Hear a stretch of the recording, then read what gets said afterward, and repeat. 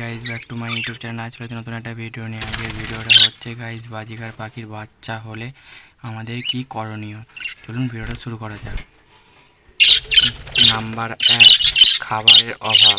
বাজিকার পাখির যখন বাচ্চা হবে তখন পাখিগুলোকে পর্যাপ্ত পরিমাণে খাবার দিতে হবে। নাম্বার 2, জলের অভাব।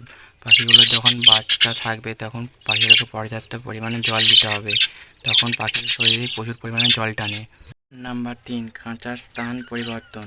পাখির যখন বাচ্চা হবে তখন এক জায়গা থেকে অন্য জায়গায় খাঁচা পরিবর্তন করা যাবে না। নাম্বার 4, খাঁচার পরিবেশ। পাখির যখন বাচ্চা হবে খুব গরম জায়গাও রাখা যাবে না, খুব ঠান্ডাও জায়গায় রাখা যাবে না, একটা নির্দিষ্ট পরিবেশে রাখতে হবে। নাম্বার 5, পাখিগুলোকে পুষ্টিকর খাবার দিতে হবে, যেমন ক্যাটেল ফিশ বোন, মিনারেল ব্লক ইত্যাদি। নাম্বার 6, পাখির চক ফুড, এগ ফুড, শাক সবজি খাওয়ানো যাবে না। পাখির যখন বাচ্চা থাকবে তখন এই খাবারগুলো খাওয়ানো যাবে না। নাম্বার 7, বাচ্চার পাতলা পায়খানা। পাখির বাচ্চা যখন পাতলা পায়খানা করবে কিছুদিনের জন্য পাখিদের এগ ফুড, শক ফুড ইত্যাদি বন্ধ রাখতে হবে। নাম্বার 8, প্রাকৃতিক ওষুধ।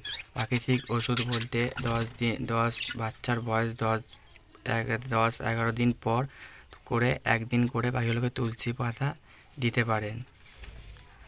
নাম্বার 9, হাঁড়িতে বারবার লাইট ব্যবহার করা যাবে না। পাখির বাচ্চা হলে বারবার হাঁড়িতে লাইট দিয়ে দেখা যাবে না। নাম্বার 10, ওষুধ খাওয়ানো যাবে না।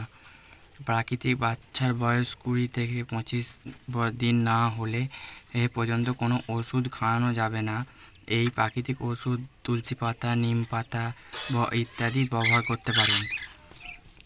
যেই কারণগুলো আমাদেরকে বললাম সেইগুলো করলেই পাখি সুস্থ থাকবে, সবল থাকবে। হ্যাঁ গাইজ, আমার ভিডিও যদি আপনাদের ভালো লেগে থাকে তাহলে একটা লাইক করবেন, কমেন্ট করবেন এবং নিত্য নতুন ভিডিও পাওয়ার জন্য আমার চ্যানেলটা সাবস্ক্রাইব করে পাশে থাকবেন।